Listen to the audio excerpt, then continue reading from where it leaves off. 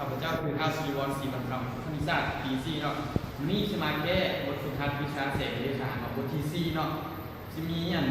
4ข้อกันบท30 31 32เป็น33เนาะเอามาเบิ่งข้อที่30ก่อนเนาะคำถามนี้ว่าแก้วเพียงหนึ่งมีโลหะ18เซนติเมตรจุ่มลงในน้ำโดยที่นี้เนี่ยเบื้องถึงของมันเริ่มจากหน้าของแกน6เซนติเมตรเนาะเพียงแก้วนี้ติ่งเม็ดฝุ่นอันนึงเนาะถ้าเขาเบิ่งซื้อลงไปเขาจะเห็นเม็ดฝุ่นนี้ยับขึ้นไปพวกเราเท่าไรเนาะอันนี้เป็นหุ้มเนาะอันนี้เป็นหุ้มเอาเต้นออกมาเนาะอันนี้เป็นเปียงแก้วเนาะอันนี้เปียงแก้วมีติ่งแก้วก้อนนี้มันเป็นไม้ติ่งอันนี้เปียงแก้วติ่งเม็ดฝุ่นอยู่เนาะแล้วตาเขาเนาะแล้วตาเอาเบิ่งลงมาเนาะเบิ่งลงมาแล้วเขาอยากพูดว่าวันหมายวันนี้นะก็มันเสี่ยงยับขึ้นกว่าเก่าเท่าไหร่เนาะแล้วความหนาของแก้วอยู่เนี่ย18เซนติเมตรเนาะเขาหมายถึง S1 เนาะแล้ว S2 นี่เมนอันหน้าแก้วหาหน้าน้ำเราเมน6เซนติเมตรเนาะแล้ว S1 นี่เมนอันการนักเสพของแก้วแล้ว S2 เนี่ยการนักเสพของน้ำแล้ว S3 เป็นการนักเสพของอากาศเนาะแล้วเขามาแก้เลยว่าสีเดียวนี่แมน S1 จะเท่ากับ16เซนติเมตร S2 แมน6เซนติเมตรแล้วเขาอยากพูดว่า S ลบ S ขีดเท่าไหร่เนาะแล้วจะเป็นรอบของน้ำหาแก้วเนาะเขามี N2 เท่า 4/3แล้ว N1 เท่า 1.5 N และ S1 เนี่ยเท่ากับ18เซนติเมตรแล้ว S1 ขีดเขายังบ่งเนาะจากสูตรเนาะ S1 ขีดส่วน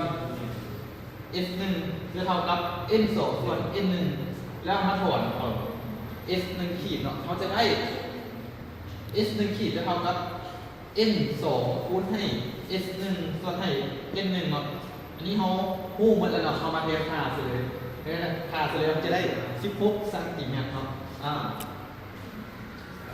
และ S1 ขีดเราจะเท่ากับ16เซนติเมตรแมนรูปที่เกิดขึ้นอยู่ในแก้วเนาะแล้วมาต่อจากในรอบของน้ำสู่อากาศเนาะนี่คือเนาะน้ำสู่อากาศ S2 จะเท่ากับ4ส่วน3แล้ว S3 จะเท่ากับ1 S2 เท่ากับ6เซนติเมตรเนาะแล้ว S2 ขีดนี้จะเท่ากับเท่าใดเนาะให้คงเราจะมีเท่ากับแบบนี้จากสูตรเนาะ S2 ขีดส่วนให้ S2 จะเท่ากับ N3 ส่วน N2 แล้วเขามาถอดเอา S2 ขีดเราจะเท่ากับ N3 คูณให้ S2 ส่วนให้ N2 เราจะเท่ากับ1คูณ6ส่วนให้4ส่วน3เอาหมดเนาะเราจะเท่ากับ 4.5 เซนติเมตรแล้ว S ขีดS2 ขีดเนาะจะเท่ากับ 4.5 เซนติเมตรเนาะแมนฮูกที่เกิดขึ้นอยู่ในน้ำเนาะเอามาต่อเขามี S เท่ากับ S1 บวกให้ S2 จะเท่ากับ18บวก6จะเท่ากับ24เซนติเมตรเนาะแล้ว S ขีดนี้จะเท่ากับ S1 ขีดบวกให้ S2 ขีดเราจะเท่ากับ16บวกให้ 4.5 จะเท่ากับ20.5เนาะแล้วพวกเรา S ขีดนี้จะเท่ากับ20.5เซนติเมตรวัตถุลึกลงไปในน้ำเนาะเข้ามาเอาค่า S ขีดและ S เนาะแค่เข้าสมผลตรงนี้เนาะเอาข้อมูลแล้วว่า S เป็นอย่าง S เป็นสัก4เนาะแล้ว S ขีดเนาะหารกับ2เป็นเมื่อกี้เอามาเรียงกันเลยเป็น3.5จะเท่ากับ 3.5 เซนติเมตรเนาะคำตอบเขาก็คือ 3.5 เซนติเมตรเนาะแล้วข้อที่30ของมันเพียงตัวนี้เนาะ